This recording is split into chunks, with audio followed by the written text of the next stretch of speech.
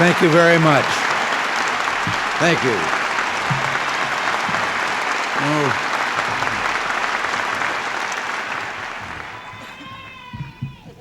Thank you, Bishop Cummins, Madam Mayor, a distinguished guest here on the platform, and I thank all of you very much for your most warm welcome.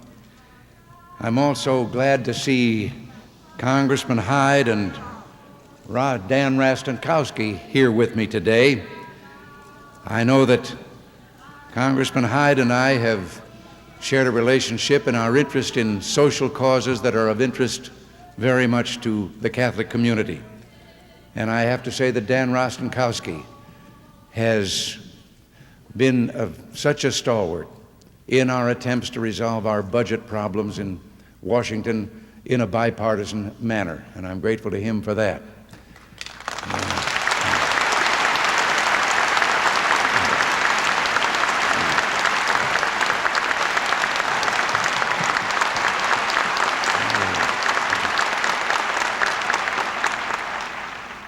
Before I begin talking about some of the things that I think are of immediate concern to you in this kind of a meeting, could I just say to those who obviously and very sincerely are motivated by a deep desire for peace in the world, that I share that desire.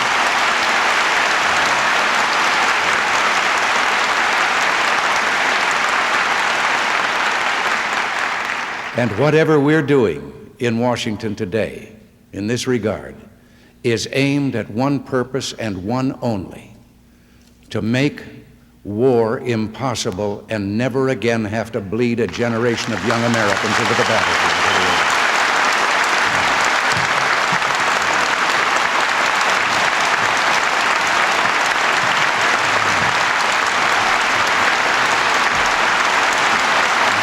Thank you very much.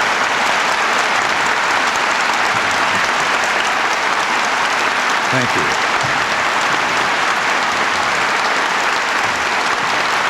Thank you very much. Now, I'm sure you realize it's something of a risk for any government official to appear in public on Income Tax Day. And I'm delighted to have this opportunity to be among leaders and educators in the Catholic community, a community of Americans who have done so much to bring sustenance and fulfillment to people around the world. I'm grateful for your help in shaping American policy to reflect God's will, for your efforts to allow Americans to provide direct aid to the people of Poland, and I look forward to further guidance from His Holiness Pope John Paul II during an audience I will have with him in June.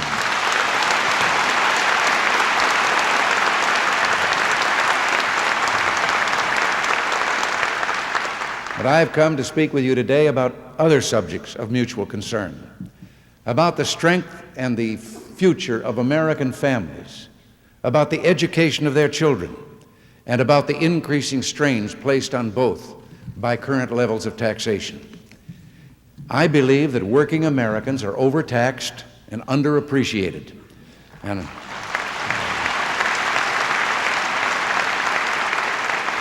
I have come to Chicago to offer relief. I have come to propose further restoration of the incentives and the choices that were our inheritance and that encouraged our people to build the greatest nation on earth. We've already taken historic strides. Last year, with the help of a bipartisan coalition in the Congress, we enacted the largest tax cut in history for the working men and women of America. But to give you an idea of what we're up against, that tax cut will barely offset the increases that had already been built into the system. Despite all the moaning you've been hearing in Washington about huge tax cuts running up the deficit, our tax reduction program has not meant that government revenues are going down. The United States Treasury is still taking in more money every year than the year before. In 1981, personal taxes actually went up by about $41 billion. Raising taxes is no way to balance the budget. History proves it doesn't work. Taxes went up by more than 200% in the last decade, and we still had the largest string of deficits in our history. Because you see, while taxes were going up 200%, spending was increasing over the same period by over 300%. If people are serious about balancing the budget, they must cut spending. Suggestions to repeal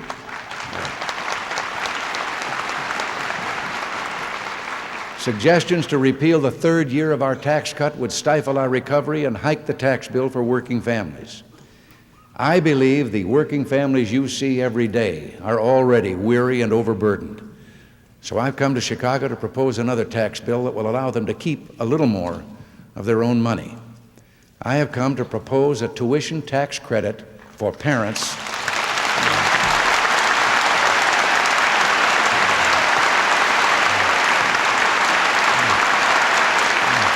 Thank you very much.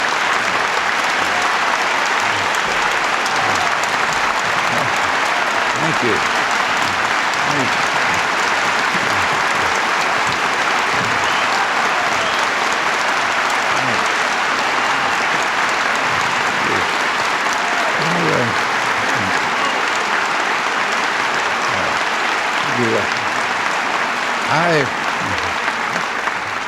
Maybe I should have saved that for last. This tax credit will be for parents who bear the double burden of public and private school costs. Now, I know you've heard promises before. Politicians in the past promised tax credits and broke those promises. But this administration is different. We're a bunch of radicals. We really intend to keep our promises.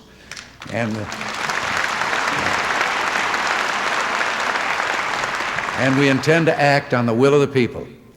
In 1980, while campaigning, I promised to base this administration's policies on the primacy of parental rights and responsibility. I pledged to expand education opportunities by supporting a tuition tax credit plan that would permit parents to take a credit on their income tax for each child they have in private school. Now today, as your president, I keep that pledge. I'm pleased to announce that after consulting with congressional leaders, we will send to the Congress later this spring draft legislation to be known as the Educational and Opportunity Equity Act. Our bill will be aimed at the middle and lower income working families who now bear the double burden of taxes and tuition, while still paying local taxes to support the public schools.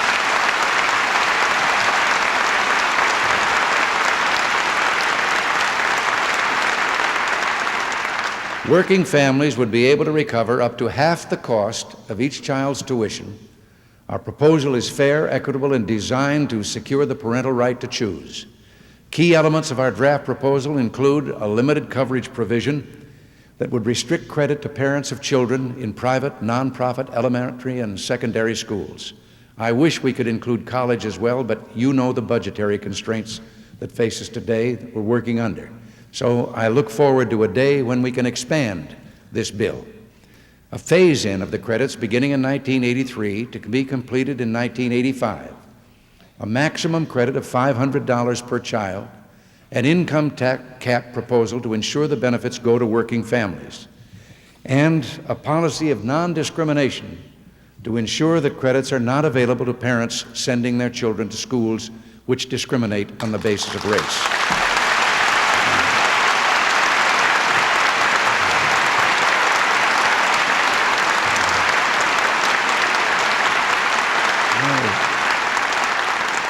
Now, it's important to understand that we do not propose aid to schools. This bill will provide direct benefit to individuals. It's proposed as a matter of tax equity for working, tax-paying citizens. We don't seek to aid the rich, but those lower and middle-income taxpayers who are most strapped by inflation, oppressive taxation, and the recession that grips us all. I'd like to think that we're offering help to the inner-city child who faces a world of drugs and crime.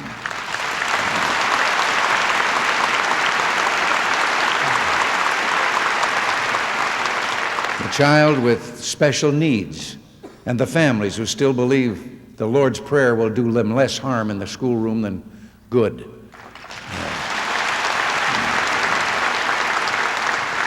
In 1979, a majority of all parents who had children in private elementary and secondary schools had incomes of $25,000 or less. Secondary school parents pay average tuition costs of $900, while also supporting their community public schools through local taxes. Our proposal is intended to relieve, as I've said before, that dual financial burden threatening to usurp the traditional right of parents to direct the education of their children. Now today,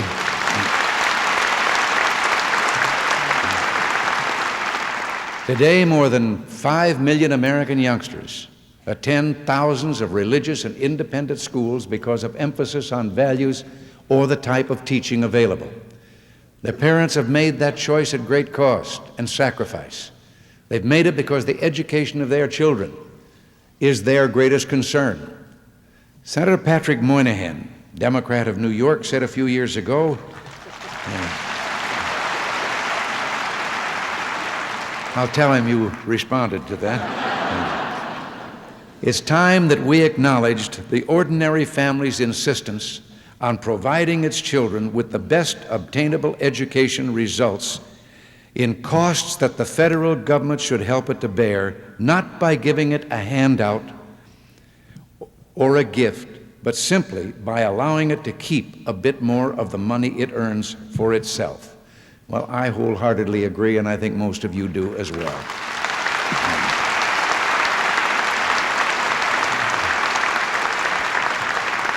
At the same time, we must recognize that America today faces real fiscal difficulties, difficulties which cannot be ignored in scaling and shaping the tuition tax credit proposal that we're making. Our responsibility as parents and citizens requires no less of us. It's no accident that we, who are the freest people on earth, have an educational system unrivaled in the history of civilization. We know that knowledge and freedom are inseparable, and we also acknowledge the right of every individual to both. They cannot be arbitrarily apportioned according to race, station, or class. The Pledge of Allegiance, now missing from too many of our classrooms, concludes with the affirmation that we are one nation under God, with liberty and justice for all.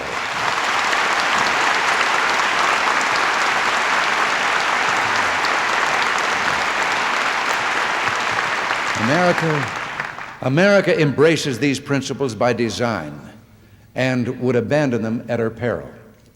Private education is no divisive threat to our system of education. It is an important part of it. Our public schools offer quality education to our children and to the heart of our communities. We must ensure that their classrooms continue to provide the finest education possible. But alternatives to public education tend to strengthen public education. Taken together,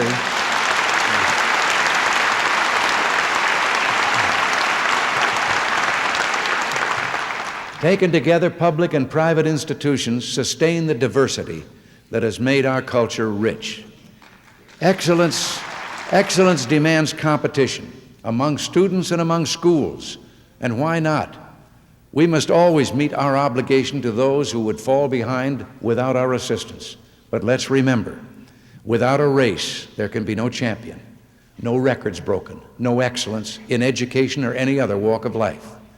This freedom to choose what type of education is best for each child has contributed much to America's reputation for excellence in education. Unfortunately, the high plane of literacy and the diversity of education we've achieved is threatened by policymakers who seem to prefer uniform mediocrity to the rich variety that has been our heritage.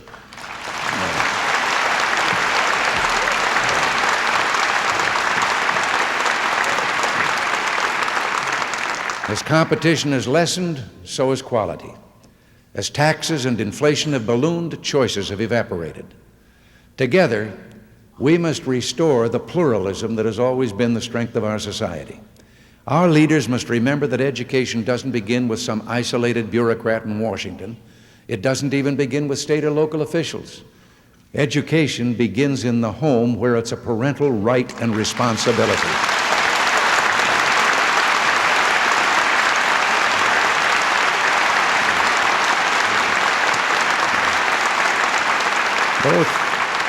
Both our public and our private schools exist to aid our families in the instruction of our children. And it's time some people back in Washington stopped acting as if family wishes were only getting in the way. Train up a child in the way he should go, Solomon wrote, and when he's old, he will not depart from it.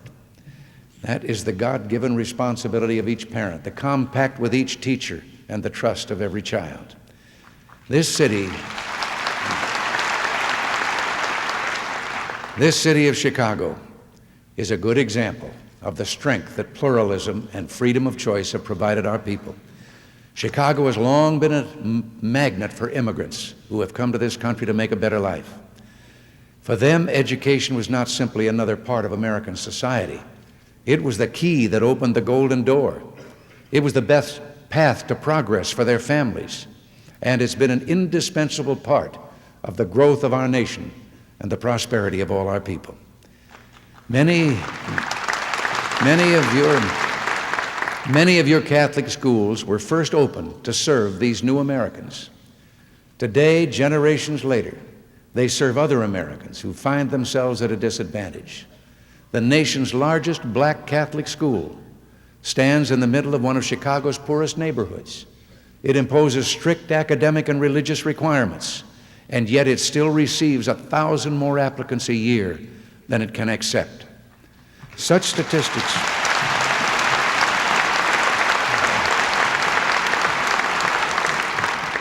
statistics explain why Americans at every economic level believe education is still something to sacrifice for.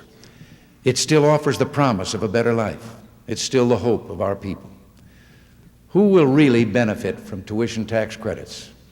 Well, according to the Most Reverend James P. Like of Cleveland, the people who will benefit most are minorities and the poor.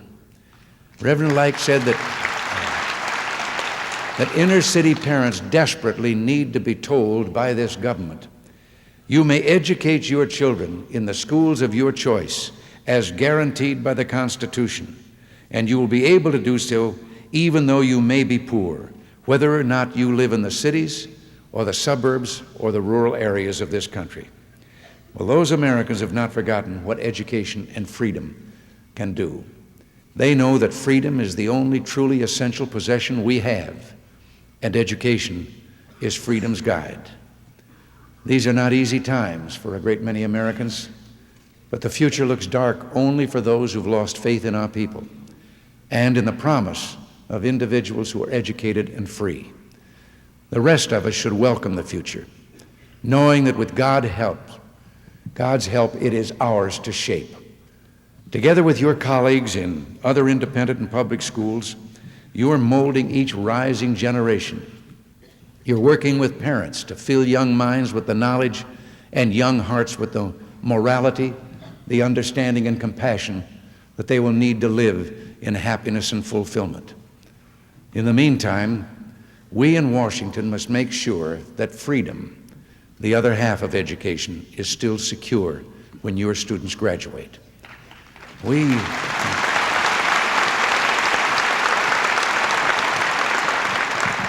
must make sure that the incentives to use their education are not destroyed by oppressive taxation.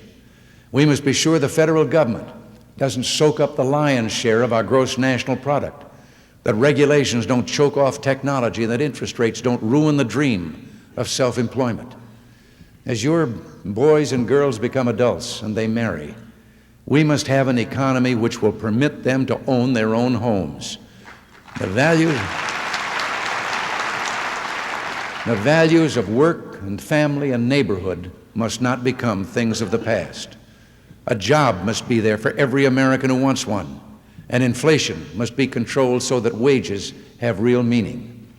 And after your students have spent their lives turning your theories into reality, earning a living and providing for their families, we must have a society that will reward them with security. In short, we must end the excessive taxes and spending that has wrecked our economy and mocks the ambition of our poor and middle classes. We must open the way for more productivity and more employment. We must generate new jobs and new opportunities for all our citizens. At the same time, we must realize there are some among us who cannot help themselves. Our hungry must be fed, Our elderly must be cared for.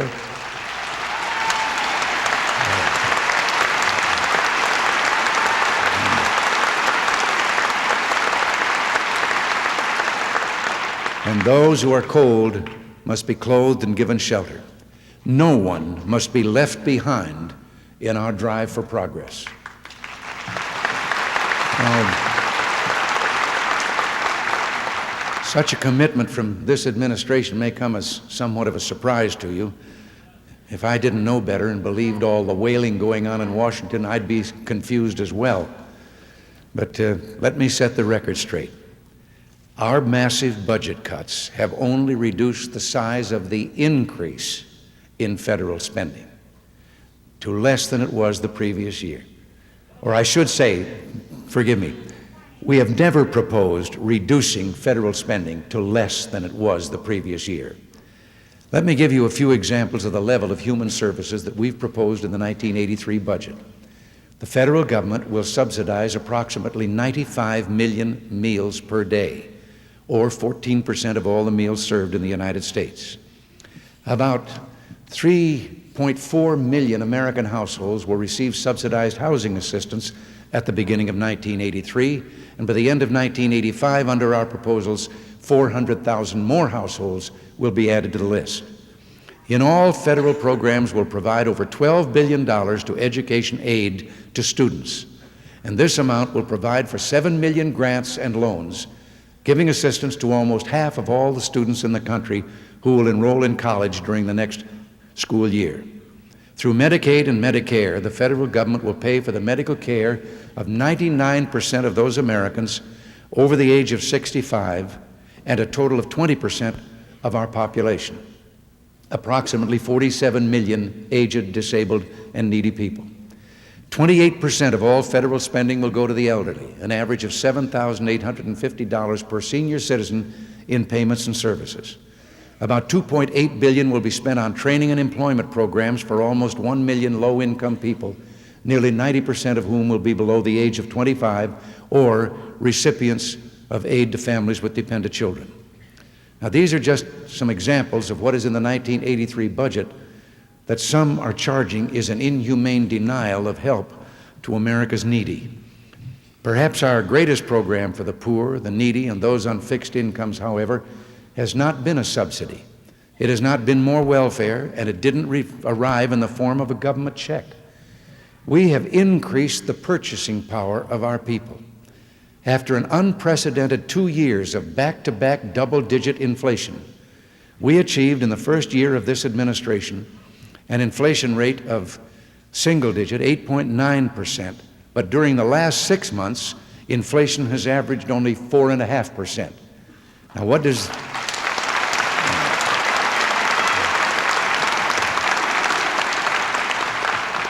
does that mean in purchasing power? Well, if inflation had kept running at the rate it was before the 1980 election, a family of 4 on a fixed income of $15,000 would be $1,000 poorer in purchasing power than they are today. Now, I don't think Americans value a handout nearly so much as a hand up. Past policies have locked millions of our people in place on the bottom rung of our economic ladder. We must be sure that our government never again stands in between our families and prosperity. We must aid those who need us, but we must not hinder those who need only a chance. Years ago, the Secretary of the Massachusetts Board of Education, Horace Mann, said, "Education, beyond all other devices of human origin, is a great equalizer of the conditions of men, the balance wheel of the social machinery." The immigrants who came to Chicago, the poor in our inner cities, the middle classes struggling to make ends meet, these Americans still believe the American dream. They still yearn for prosperity and still sacrifice so that their children will enjoy it. They mark progress by the level of education reached by members of their families. Parents who never finished high school send their children to college. Each generation stands upon the shoulders of the one before as our nation and our people reach for the stars. We must keep those dreams alive. We must provide the learning, shape the understanding, and encourage the spirit each generation will need to discover, to create, and to improve the lot of man. But we must also preserve the freedom they will need both to pursue that education and to use it. Together, with God's help, we must ensure that, in Abraham Lincoln's words, our children and our children's children to 1,000 generations will continue to enjoy the benefits that have been conferred upon us. It is a sacred trust. Thank you. God bless you.